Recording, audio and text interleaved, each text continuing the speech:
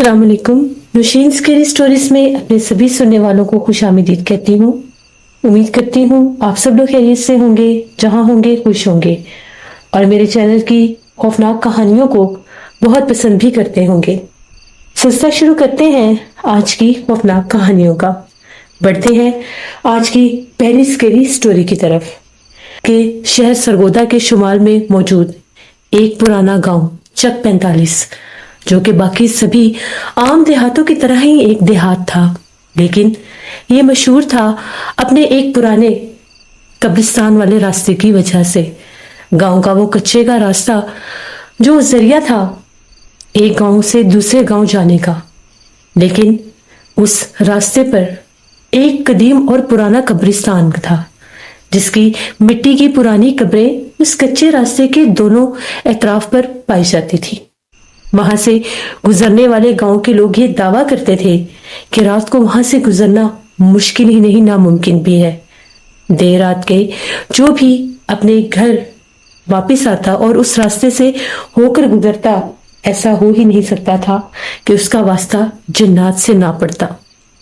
उस कब्रिस्तान के पुराने कदीम दरख्तों के ऊपर बेतहाशा जिन्नात रहते थे, जो वहां से गुजरने वाले लोगों को अपना आप जाहिर जरूर करते थे।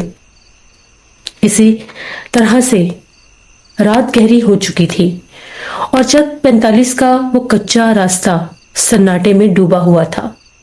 चांद भी बादलों की ओट में छुप गया था, जिसके अंधेरे से और भी वो रास्ता बहुत ज्यादा गहरा लग रहा था।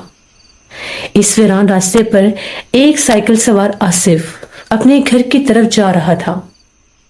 रास्ता गांव के कब्रिस्तान के पास से ही गुजरता था और आसिफ हमेशा इस हिस्से से गुजरते हुए डर महसूस करता था, क्योंकि उसने सभी गांव वालों की बहुत सी कहानियां सुन रखी थी। हर कोई अपने साथ बीतने वाला किस्सा हर नए अंदाज में सुनाता था। आसिफ को जब भी कभी रास्ते में देर हो जाती और घर वापस आना होता तो वो हमेशा से डरता था। आसिफ की एक वर्कशॉप थी, साइकिल पंचर लगाने वाली वर्कशॉप, जो गांव के बाहर करीब ही एक सड़क पर थी। आसिफ हमेशा कोशिश करता था कि वो शाम से पहले, बल्कि रात का अंधेरा फैलने से पहले अपने घर, अपने गांव वापस चला जाए, क्योंकि कहीं ना कहीं उसके दिल में जिन्नात को लेकर और कब्रिस्तान वाले कच्चे रास्ते को लेकर बहुत डर था। फिर भी कभी ना कभी देर सवेर तो हो ही जाया करती थी। आसिफ उस रास्ते से जब वापस अपने घर की तरफ आ रहा था, आज हवा में एक अजीब सी नमी भरी हुई थी और हवा बहुत भारी सी थी। कब्रिस्तान के दोनों तरफ वो पुरानी कब्रें बेतरतीबी से फैली हुई थी। अचानक आसिफ को कहीं दूर से हल्की सी रोने की आवाज सुनाई दी। उसने पहले तवज्जो नहीं दी, ये समझकर कि शायद किसी जानवर की आवाज होगी, लेकिन फिर आवाज तेज होने लगी और अब वो किसी इंसान के सिसकने की तरह लग रही थी। आसिफ का दिल जोर जोर से धड़कने लगा। उसे अपने कानों पर यकीन नहीं आ रहा था कि आवाज कहां से आ रही है। उसने अपनी साइकिल की रफ्तार थोड़ी तेज कर दी और ये चाहा कि जितनी जल्दी हो सके कब्रिस्तान वाला ये हिस्सा पार कर ले, लेकिन फिर उसे कुछ अजीब सी आवाजें सुनाई देने लगी। ऐसा महसूस हो रहा था कि जिस तरह से कोई घुटनों के बल मिट्टी के ऊपर रेंग रहा है और उसके पांव घसीटने की और टांगे घसीटने की आवाज गूंज रही है, और उसके साथ साथ किसी की हल्की सी हंसी की आवाजें भी गूंज रही थीं। वो डर के मारे पसीने में तर हो गया। उसने हिम्मत करके जब एक बार कब्रिस्तान की तरफ देखा तो जो मंजर उसने देखा वो उसकी रूह तक को हिला गया। कब्रों के बीच में उसे धुंधली सी शक्लें नजर आने लगी। कुछ लंबी और पतली थीं, हवा में झूल रही थीं, और कुछ छोटी और गोल, बिल्कुल छोटी सी। ऐसे लग रहा था जैसे वो कब्रों के इर्द गिर्द उछल कूद कर रही हैं। उनकी आंखें अंधेरे में चमक रही थी जैसे बिल्ली की आंखें। आसिफ समझ गया कि ये जिन्नात है। तभी आसिफ के आस पास जिस तरह से आग के शोले हवा में उड़ने लगे, ऐसे लग रहा था कि आग के छोटे छोटे गोले और शोले जो है वो दरख्तों के ऊपर खेल रही हैं। डर के मारे उसके हाथ पांव सुन्न हो गए। उसे अपनी साइकिल वहीं पर छोड़ दी और तेजी से भागने लगा। वो इतना भागा कि उसने पीछे पलट कर भी नहीं देखा। पीछे से उसे खौफनाक आवाजें सुनाई दे रही थीं।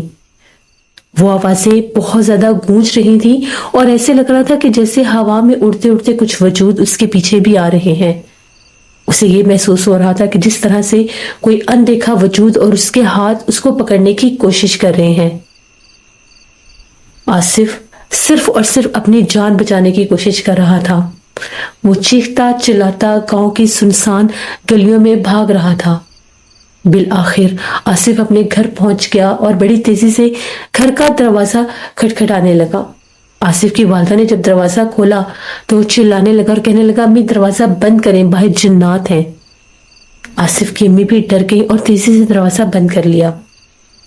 आसिफ की धड़कन और दिल बहुत जोर से धड़क रहा था।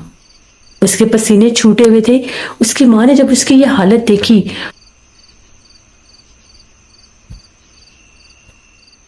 तो वो घबरा गई और कहने लगी, तुम ठीक तो हो? क्या हुआ तुम्हें? जिस पर आसिफ का ये कहना था, माँ मेरे पीछे कब्रिस्तान से जिन्नात लग गए। आज कब्रिस्तान में बहुत ज्यादा जिन्नात थे। मैंने बहुत कोशिश की थी कि मैं घर जल्दी आ जाऊं, लेकिन आज फिर मैं बहुत लेट हो गया। इस वजह से आज उन जिन्नात ने मुझे बहुत तंग किया। मैं अपना साइकिल भी वहीं छोड़कर भाग आया। उसकी माँ कहने लगी, तुमने साइकिल वहां पर नहीं छोड़ना था। अगर साइकिल किसी ने उठा लिया तो कुछ नहीं होगा माँ, उस रास्ते पर इस टाइम कोई भी नहीं जाता। मैं सुबह जाकर अपना साइकिल ले आऊंगा। रात भर आसिफ खौफजदा रहा। रात भर उसके कानों में वो सिसकने की और रोने की आवाजें गूंजती रही। उसे ऐसा लग रहा था कि अभी भी जिस तरह से उसके आसपास किसी की सिसकी लेने की आवाजें गूंज रही हैं। गांव का माहौल, वो सब उसी तरह से अपने सहन में सो रहे थे।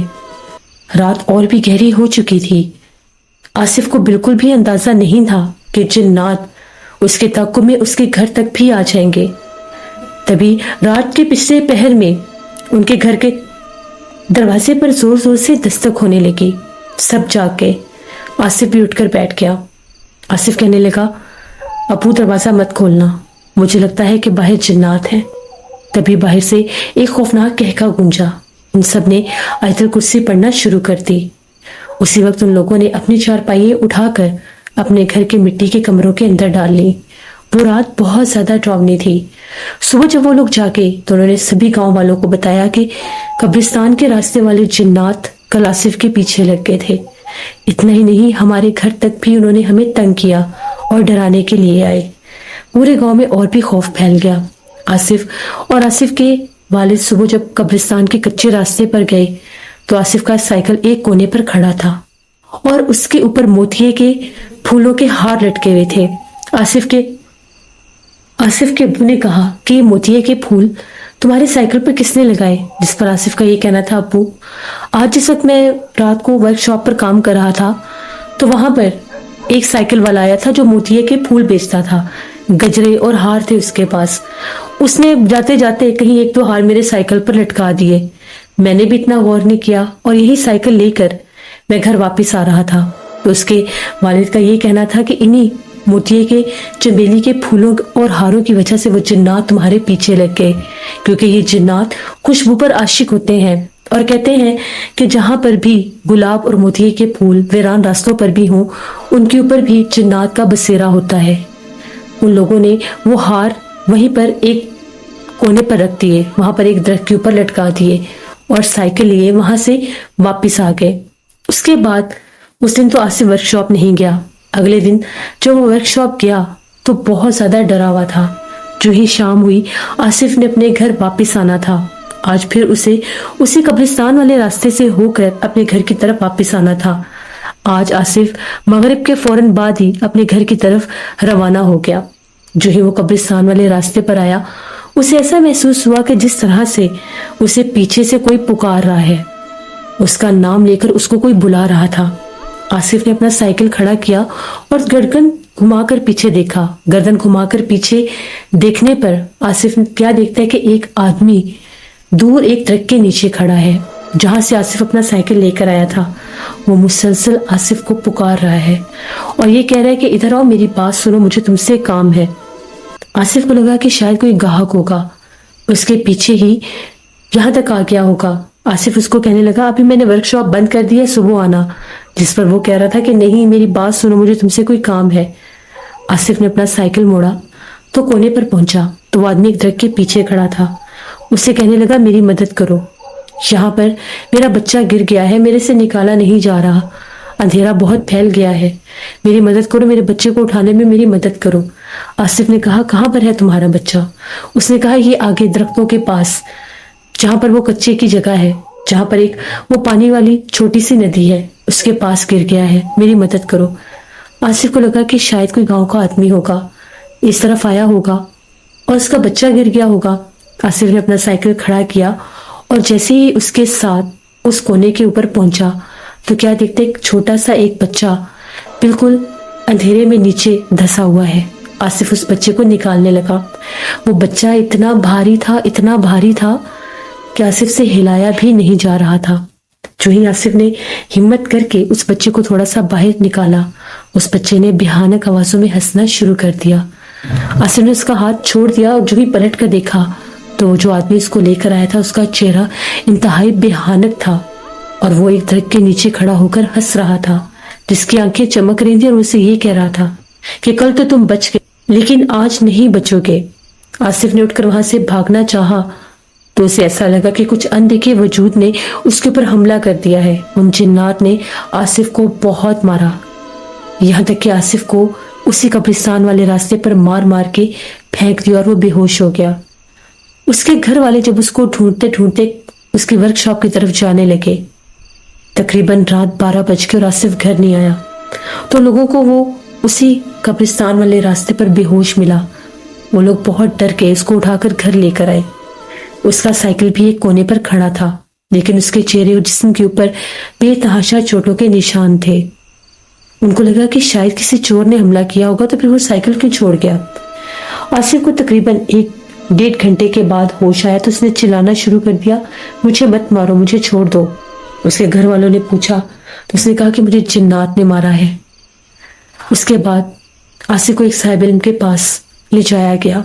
उनका ये कहना था कि ये उस रात मोतिये के जो फूलों के हार लेकर वहां से गुजर रहा था, जिन्नात इसके पीछे लग गए थे। इसने साइकिल वहीं पर फेंक दिया और हार भी वहीं पर छोड़ आया, जिसकी वजह से वो जिन्नात इसके पीछे लग गए। वो उसको जान से मारना चाहते थे, क्योंकि उन जिन्नात ने इसे बहुत करीब से देख लिया था। और कहते हैं कि बाज़ औक़ात जिन्नात अगर किसी इंसान के बहुत करीब आ जाए तो या तो उस पर अपना बसेरा कर लेते हैं या उसको जानी नुकसान दे देते हैं। उसके बाद कभी भी आसिफ उस रास्ते से शाम के बाद नहीं गुजरा। पूरे गांव में उस रास्ते का खौफ फैल गया और गांव वालों ने मेन रास्ते की तरफ से आना जाना शुरू कर दिया और कब्रिस्तान वाले उस रास्ते को हमेशा के लिए वीरान छोड़ दिया गया। ये कहानी थी उस पुराने चक 45 की, जो मैंने आपके साथ शेयर की। उम्मीद करती हूँ आप लोगों को स्टोरी पसंद आई होगी। अपना फीडबैक मुझे ज़रूर दें। इंशाल्लाह परसों फिर मुलाकात होगी किसी नई खौफनाक कहानी में। जहाँ रहे खुश रहें। Thank you for listening my stories. Stay tune. अल्लाह हाफिज़।